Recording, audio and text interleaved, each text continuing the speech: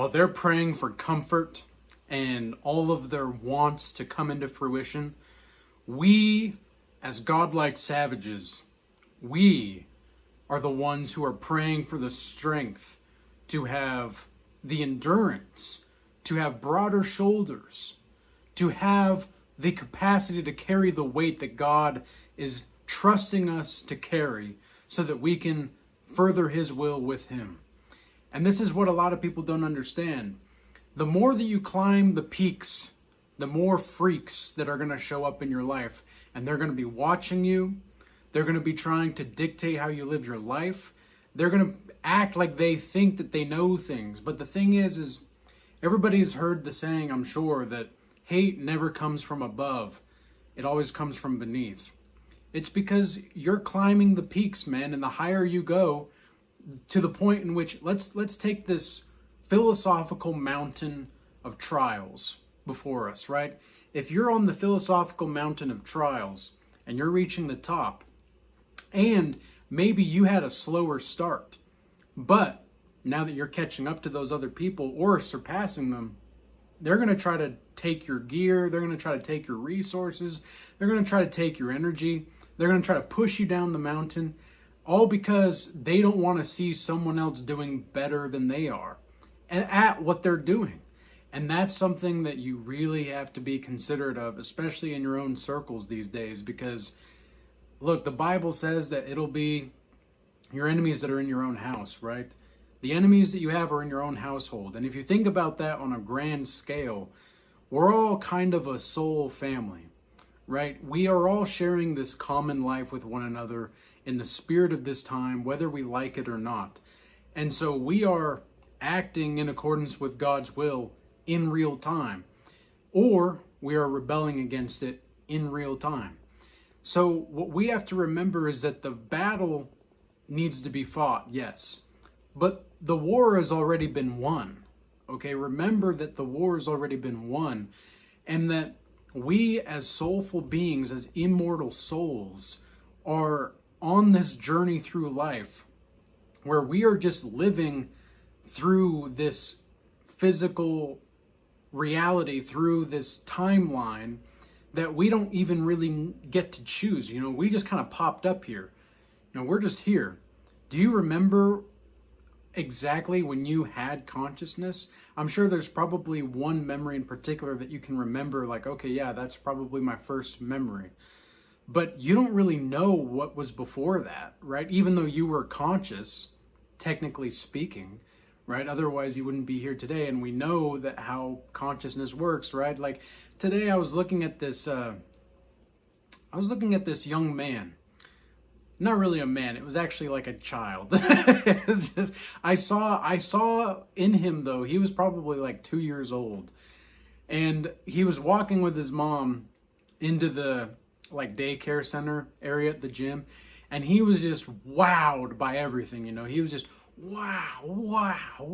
Like it must have been his first time at the gym, because he was just wow. And he was like, Mom, look at that, wow. You know, and I kind of saw a bit of myself in this young boy, I suppose, and I could see the man in him though as well. It was very interesting. I saw a glimpse of who he was going to be in my mind just by the way his energy was. And it was very humbling in a sense, because, and I don't know exactly why, it was a remembrance that we're never going to be back to that point ever again. You know, and the older you get, it's just more apparent that, and I'm only 29, but sometimes I feel in my spirit I'm like 112 as far as the wisdom that I've attained. And yet at the same time, I feel, I've said this before, it's like I feel too old to be feeling this young, and I feel too young to be this old.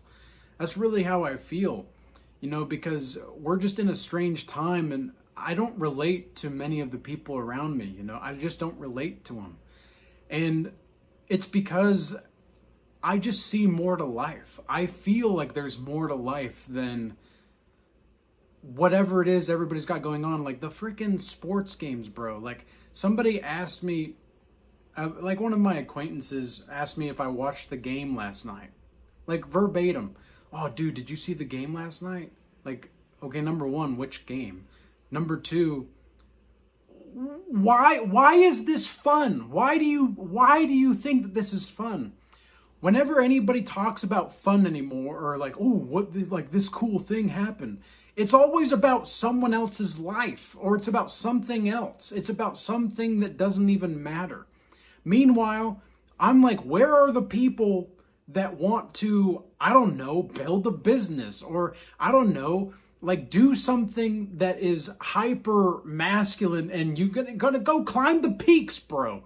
Like you want to go climb the peaks, and you want to talk about fun as if watching a game and drinking beer is like the pinnacle. Dude, you're not even on a hill. You're on a plain thinking that it's a mountain because you haven't visited any other place. You don't even know what the philosophical mountain of trials is like. You've never even heard of it, spiritually speaking. You might have heard of it, but you don't actually know what it is. And this is just, I don't understand. Like, what is your idea of fun? In the comments, put below, what is your idea of fun? Okay, I want to know, because I don't see fun. Like, let's create something, right? Let's make some music. Let's paint or something. Let's do something creative or that involves vigorous physical exercise, or talk about actual ideas and not just what's going on in the matrix. Golly, like when it comes to politics, for example, it's one of the reasons I hate talking about politics, is because if we talked about politics from a place of, okay, how is this treated like a story in which we can learn from this? That's cool, but people want to act like this stuff really exists. They want to act like the government is actually in your best interest. They want to act like everything that is going on before your eyes is real. And it's just, I'm so tired of having to talk about that kind of stuff as if it's real, because it's obviously fake. It's just so fake. And the fact that so many people still want to buy into it just is crazy to me. And some people think that they're out of it and they're still in it. That's what's also mind-blowing to me too. I just don't understand how some people get like that, you know. I'd rather talk about dreams. I'd rather talk about astral projection and I'm not saying I'm an advocate for astral projection, mind you, but I'm just saying I would rather talk about these deep spiritual things. Your mind is an electromagnetic satellite. Do you know how freaking cool that is? And yet you want to spend your time freaking talking about the video game. Or video game, or the basketball game, or whatever game you're playing. Sure, that's great. You know, that's fine. But let's stop thinking about it as the pinnacle of manhood or the pinnacle of fun. What's fun is building an empire. What's fun is building a legacy. What's fun is actually understanding the way that the world works. I don't know. I just don't understand. And again, it feels as though other people are praying for this like comfort, and I'm praying for broader shoulders. And I feel as though sometimes, and I'm sure many of you that are watching this to this point will agree with me, that you feel like you're the only one that feels this way too. Like you're looking around and you're like, is it just me? Like, is it just me that wants this? Is it just me that wants the truth? I don't care what the truth is. I just want the truth. I don't care how we make money to a degree. Like, of course, I want to build a business to ensure that God gets the glory. But sometimes you just got to make money to make money. Like, if you got to clean toilets, right? Like, if you want to clean toilets, I remember I had to scoop poop. You know, a long time ago, I had to scoop poop. If you have to scoop poop, or to clean the toilets, or you have to do whatever you have to do to make some money, some extra active income right now, because that's just the matrix that we live in. Okay, it is soulless, but that's what we have to do. We're not the same. We're not the same. I don't know Like who, and you know what's crazy is the same people that will claim that you got lucky are the same people that didn't see all of your hard work. They didn't see you scooping poop. You know, they didn't see you doing all this crazy crap because they just don't understand. They would rather watch the game, bro. Did you watch the game? No, I didn't watch the game. And if I'm gonna watch a sport, it's gonna be me playing. It's gonna be me through force playing on the battlefield that is the sports competition, because I like playing sports. I like accessing my warrior archetype through sports. And I really don't know if I trust people that are not athletic. I really don't. Because you have to have some kind of form of athleticism if you really want to live properly. Man, I don't know when that hole got there. Unfortunately, I'm gonna have to sew that or figure out something to do. But anyway, the point is that I just cannot stand to be continually watched and observed by all these people that want to critique when they don't see, like, they're not doing anything. They only have their keyboard warrior like archetype fulfilling. Like, that's all that they have. All that they have in this world is their keyboard warriorness and their ability to sit and drink beer and watch the game. And it's like, it's amazing that the world has gotten to this place, man, because we're so freaking cooked. We're so freaking cooked. And the only thing that we can do as godly people is, again, to pray for the strength to endure and to trust that we are living this in this period of time for a reason. Because it has to be for a reason. There's no other way. We have to just be able to live in accordance to that which is true and just and merciful and good and righteous. Else we are not going to be able to make it, like, through this reality. And trust me, I'm ready to go to heaven. I am ready to go to heaven so much. And sometimes, you know, it seems like there's people that get it. Definitely there's people that get it. But then you encounter these people that just don't get it. And honestly, sometimes I think that you genuinely have to be kind of an a-hole with these people. Because, and it's not to say like you need to call them names or insult them or anything. It's just, you need to just kind of be cold and detached and just like draw the line. Because if you can just draw the line and be like, nope, that's not going to happen here, that's not going to work here, just go somewhere else for that, okay? That, it may seem like you're being an a-hole, but honestly what you're doing is you're protecting your peace, okay? You're protecting your peace and you're honoring who you are and why you are the way that you are. And because honestly, you just don't have time to deal with people that just want to gawk at you. You don't have time to deal with people that just want something from you, okay? Because in this world, most often than not, people just want things from you. And the people that claim to love you really just claim to love how they feel, or are really just claiming that they love how they feel around you. Okay, you have to know the difference between people that actually care about you and people that just like to be around you, whether it's because they feel like that you give them this power or whatever. Because look, the best way to make a woman happy is to make sure she feels desired. But the best way to make a man happy is to make sure he feels powerful. When was the last time that you've seen a happy woman who didn't feel like she was sexy? And when's the last time that you saw a man who was happy who didn't feel powerful?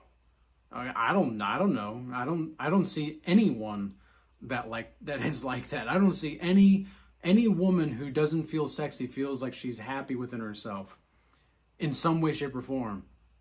And then I've never seen a man who's powerless and feels like he's living a fulfilling life.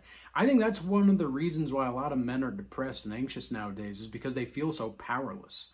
They feel so powerless because our ancestors, meaning specifically the last couple of generations, have given away the righteous power of manhood to women. And for what? They've betrayed themselves for nothing. right? Remember, there's a Fyodor Dostoevsky quote who talks about how the greatest sin you've ever committed is betraying yourself for nothing. That's really something to think about, man, because it's so freaking true. It's just so true. And you got to be mindful of this. You have to be careful of how you're interacting with the world in this way, because you might be betraying yourself and you just don't know about it.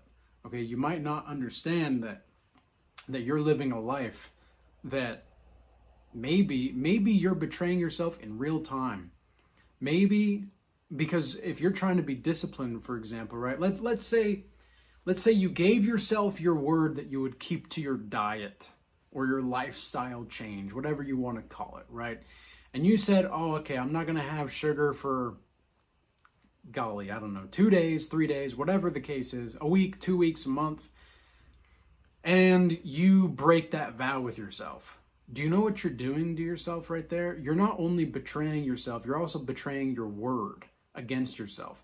And I've seen in real time the people who have the strongest will and the strongest connection to God, because it's not all about will, but the correlation is there. I'm not saying it's a causation, but it is a correlation. How men who keep to their word are the strongest types of men. They just, because here's the thing, I don't say anything about doing anything until I know that I can commit to it. And if I am unable to commit to it, I take full accountability for that mistake. I take full accountability for that failure, because that was on me. I was supposed to be held accountable for myself. And I can forgive myself, but I'm going to do better next time. Because of course we're all going to fall short of the glory of God, but we have to remain focused on what is actually true and what is just being talked about within ourselves. Because you might be associating yourself with multiple personalities or archetypes within your own mind, and you might not even realize that they're fighting for power inside your psyche. And if you don't recognize that, it's going to be very, very difficult for you to actually want to be better. Okay, you kind of have to see yourself in a third person, then see the personalities or the archetypes within you. That's the best way to think about it. As like a theatrical fantasy to some degree, or like a play. And I'm not saying you should be fantasy based. I'm just saying that that's the best way to describe it. So you're like watching a fantasy play out. This is the whole point of certain types of meditation. Like people, I had a question from someone earlier today in my emails about astral projection and what my thoughts are on it. And I actually talked a little bit about that in my live video from last night.